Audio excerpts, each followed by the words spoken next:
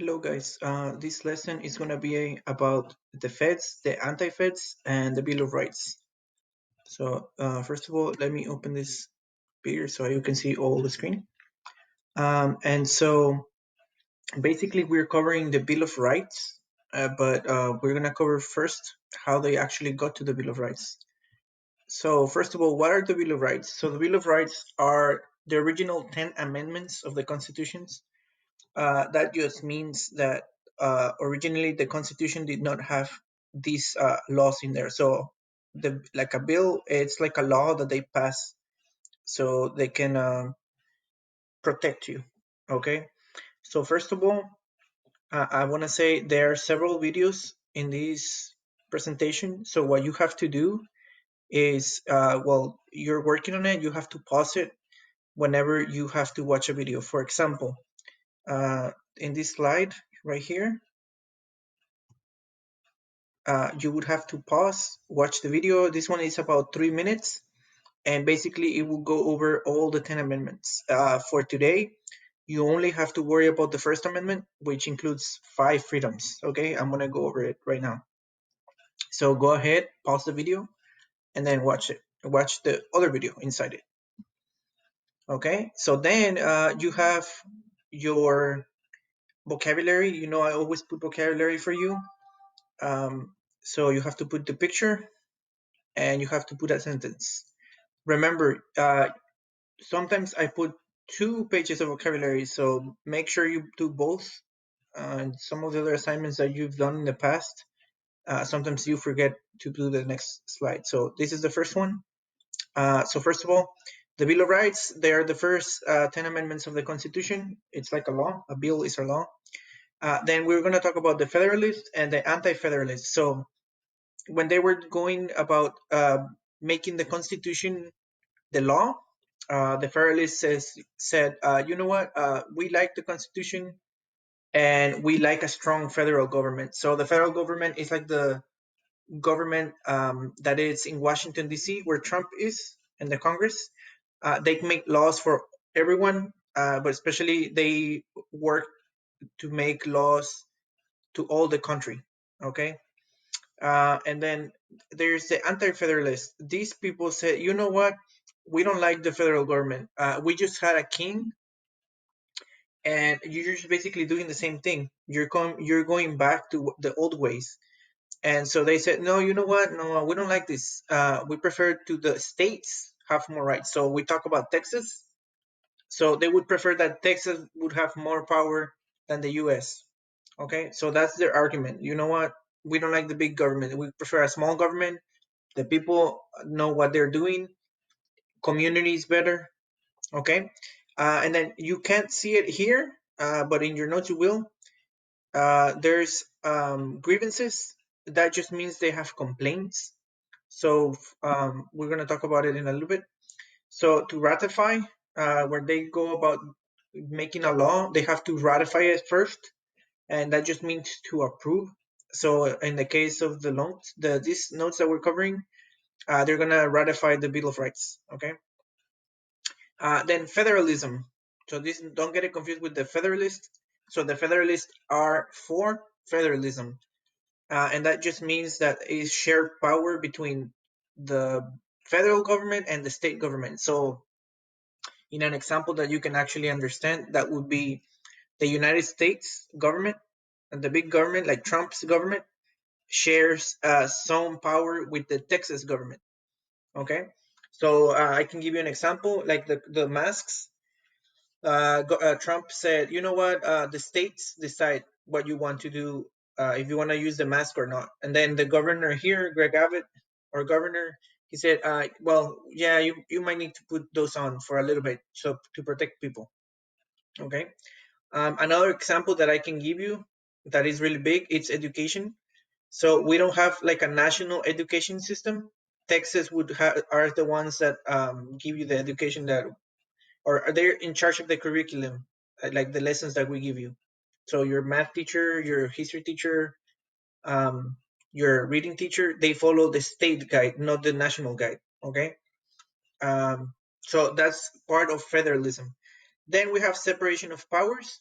And separation of powers, that just means that all the government is not concentrated in one single entity. So, for example, Trump, there's things that Trump cannot do by himself. So if he wanted to say, you know what, there's no mask, and you can, that's how it's gonna be. Okay. Uh, there is judges in the Supreme Court that will decide, you know what, Trump, you're doing something wrong or you're doing something right. So it will go through the courts. Okay. And then the laws are made by Congress, and the Congress will make laws. And then if they said, if Trump says, yes, it's a good law, then who will sign it? And then they would send it to the Supreme Court. That's like the where the judges are. And they would say, okay, yeah, this law, it's constitutional. So it's approved. Okay. So we're gonna, I think we talked about this in the previous lesson, but we have three branches of government. We have the executive, which is Trump, the one that executes the laws, the one that signs them. Then we have the Supreme Court, which is the judicial, that they're in charge of all the rules associated with every law that we pass. They say if it's constitutional or not. And then we have Congress, which is in charge of doing the actual laws. All right, so they debate and they say, okay, this law, we can do this law, we cannot this do law. So that's their job. Okay, and then if you need it in Spanish, I have them here in Spanish for you. Okay, so why do we have the Bill of Rights? Okay, so the Bill of Rights, we have them because when we were part of the English Empire, so here's King George III. We didn't like what he was doing with the people here in America. Okay, so in the Declaration of Independence, we listed a series of grievances. Remember, grievances mean complaint. So they were saying, the colonists were saying that King George III had some things that he was doing that he should not have done. Okay, so we were still protected by the English Bill of Rights because we were English citizens, but it's going to change in a little bit.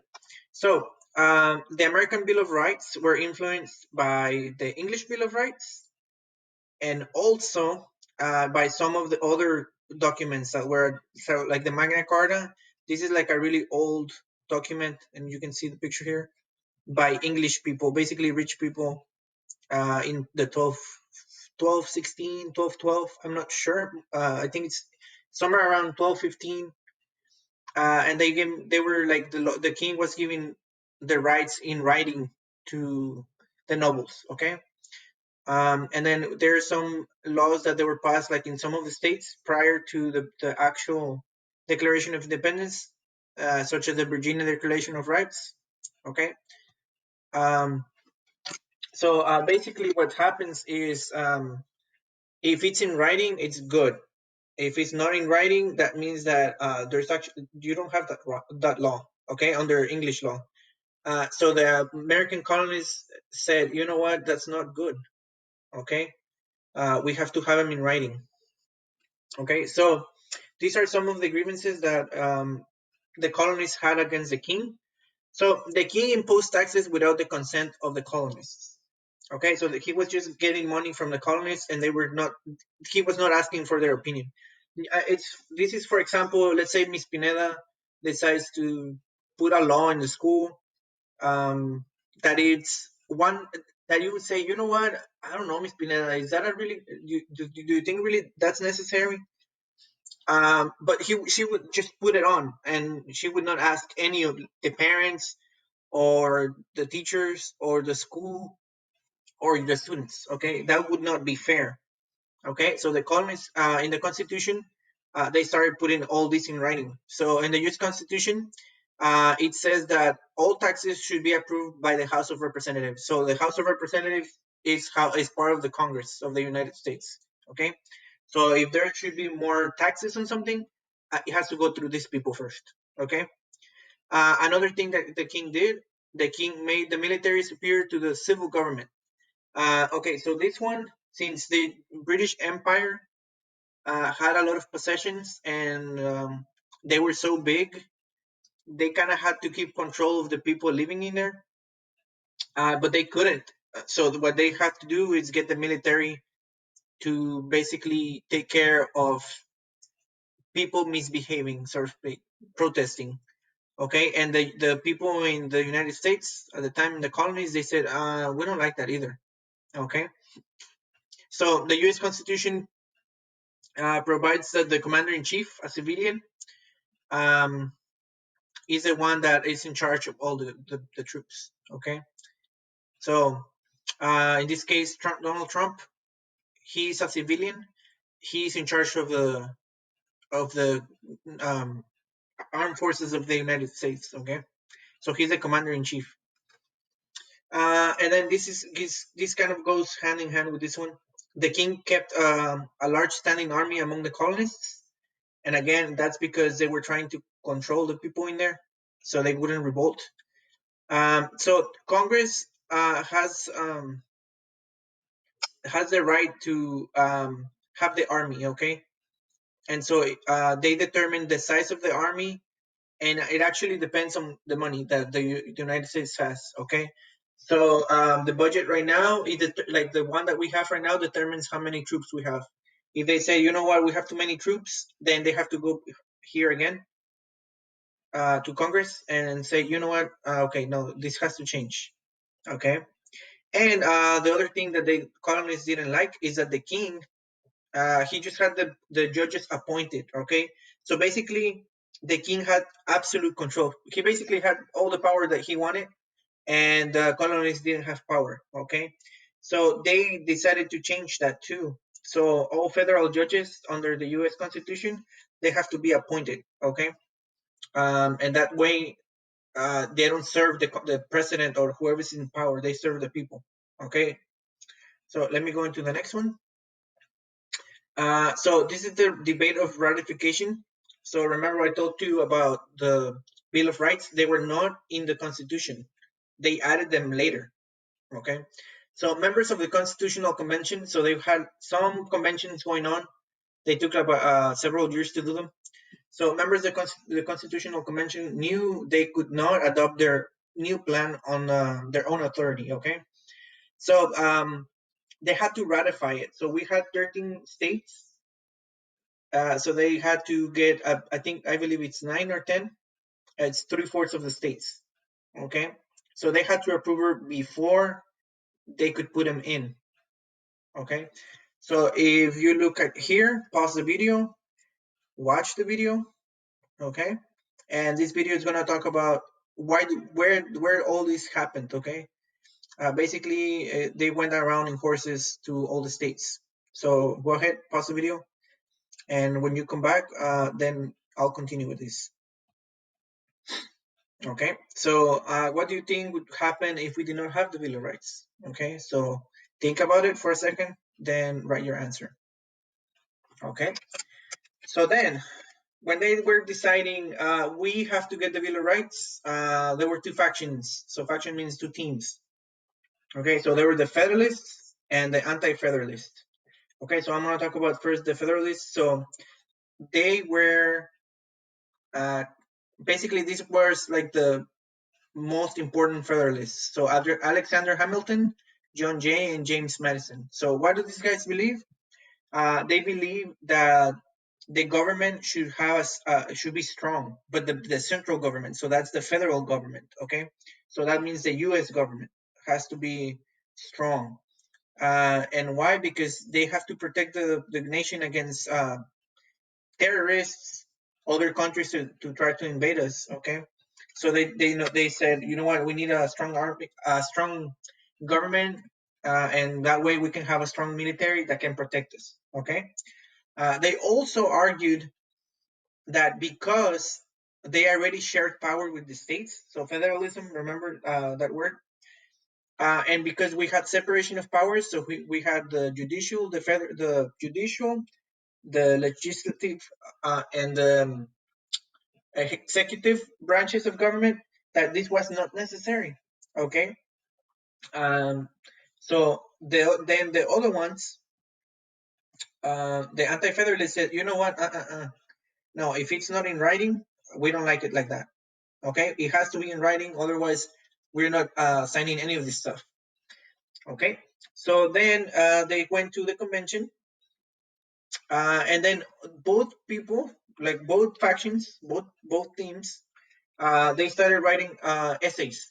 Okay, so in today's world, it would be like if they were like in the news, like in CNN or Fox, and they were basically getting their talking points. So they would defend their position. So no, we should get our constitution because this, and this. And then the anti-federalists would come out the next day and say, no, no, no, no, no. So each one would defend their position, okay? And basically, the anti-federalists they believed that the central government was too strong, right? So it would be too big, and it would threaten individual liberties. Okay, so if you remember uh, when 9/11 happened, they started a program called the NSA, which was to basically spy on people that could be terrorists. Okay, so that would be kind of like what the anti-federalists were thinking. Well, the government is going to interfere with our lives, and we don't want that. Okay, so they also thought that they would build a strong army, but not in the way that I explained to you. They were thinking more about, okay, these guys have a big army, and they're going to start taxing people on things that we don't want to be taxed on. Okay, so they will collect unpopular taxes. Okay, and so the biggest concern for them was they didn't have a bill of rights. And again, a bill of rights, it's a set of rules or set of protections. Okay, so we have 10. Today we're going to cover only the First Amendment. Okay, so after you watch this video, again, I kind of already explained to you. So federalists, they like big government, big central government, and the anti-federalists, they don't like central government. They prefer state government. Okay, so watch the video, and after you watched it, then you can answer these two questions here. So you're gonna compare and contrast. Okay. All right, and if you're in my honors class, based on what you have learned, uh, you are gonna explain to me. Well, which one are you in favor of? Do you think you're gonna be in favor of the federalists, like the big government, or you're gonna be in favor of the anti-federalists, the ones that said, no, you know what, get the government out of my hands. We don't want the government. Okay, so go ahead, work on this, and then I'll move on, okay? So again, pause the video when you need to. Okay, so the First Amendment. This is what the First Amendment actually says.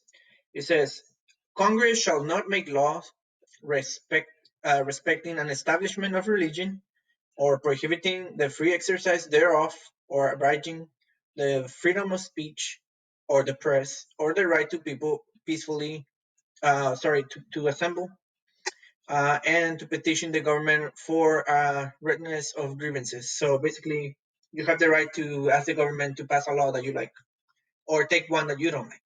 Okay. Uh, so then go ahead, watch the video again. And the reason why I'm putting so many videos is because just in case you don't get it, won't be here for this lesson. Okay, so it's important that you are looking at all the things that you can. Okay, so the first part of the First Amendment is the freedom of religion.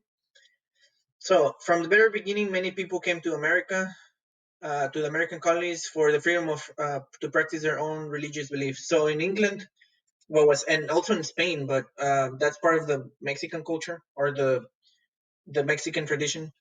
So what they were doing in Europe, in all of Europe, is if you were in the wrong religion, they would either burn you as a stake, so they would burn you alive, or they would punish you, or the Inquisition in Spain or France, they would basically torture you, and it was kind of bad.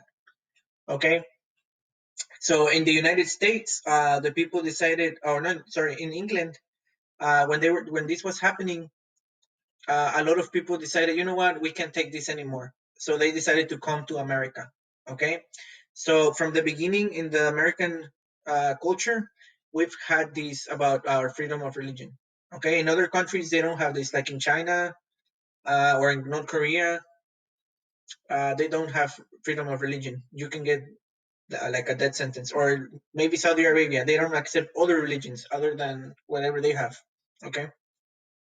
So, do you think the government should have a say in which religion you should participate in? Okay. So, for example, should the government say, okay, we are all the United States is going to be Catholic, it's going to be Muslim, it's going to be Christian, it's going to be Buddhist? Do you think they should have a say in that? Okay. So go ahead, pause the video. Okay. Then we have the freedom of speech. Okay. And the freedom of speech is another big one that we have here. So in many countries, people are afraid to criticize their government. They can be fined, jailed, or killed. Okay. So I've seen these in the Arab countries, not maybe not now, but um, during like the Spanish period, they had something called the Giza, which is kind of like a tax, and they would do that for like the Christians and Jews living there. And if they didn't like it, they would kill them. Okay, it's kind of like what ISIS was doing in I don't know if in northern Iraq or Syria. Okay, so they don't have freedom to speech to have speech. Another one is China. Okay, so in China, you can't be talking about the government. If you do, you can get in trouble. And you've seen this with the American companies like Disney. I don't know if you saw or you've heard about Mulan. People were complaining about how Disney were changing the movie so they could please the government in China. I mean, it's up for debate, but you get the idea, okay? So here in America, we have freedom of speech. In North Korea, they will kill you if you even try to say something about their leader. Okay, so in a short paragraph, tell me what do you think? Okay, should there be restrictions on what you can and cannot say here in the U.S.? Okay, so it's another string. So in other countries, you don't have anything. Here we have the full right. But do you think it is like we should be able to say whatever, or you think it should be there's some type of limit? Okay, all right. Then we have freedom of the press. Okay, so freedom of the press is kind of TV. So it permits people to express themselves through publications. So newspapers, TV, internet, so YouTube, TikTok, Instagram, Twitter. Yeah, it's like Trump. He has freedom of speech. He gets in Twitter and he says whatever he wants. Okay. In other countries, they don't have this again. Kind of like freedom of the press and freedom of say whatever you want. They go kind of hand in hand. Okay, so people need to be well informed to vote and make other democratic decisions. So democratic just means that you have a choice. This right also helps keep the government in check.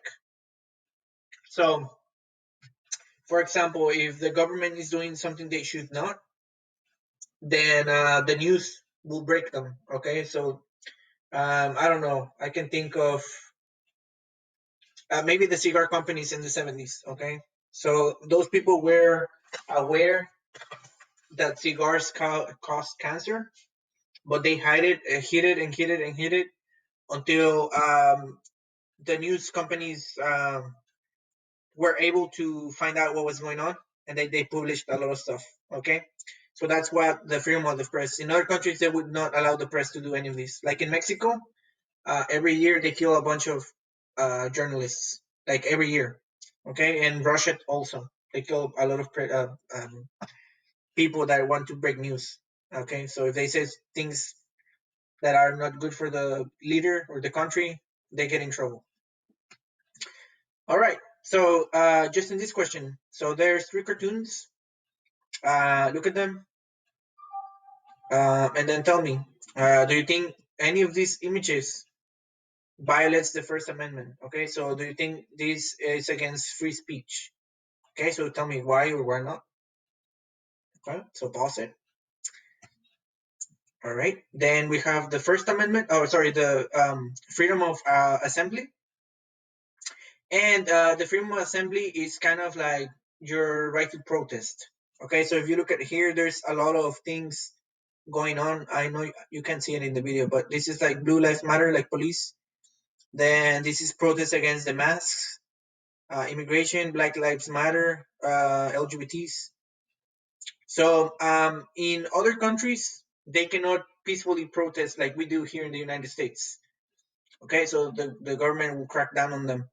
So right here, I just put you a video so I can show you what happens in other countries where when people try to protest. Okay, so they start cracking people and putting gas, and so we are kind of blessed with these freedoms.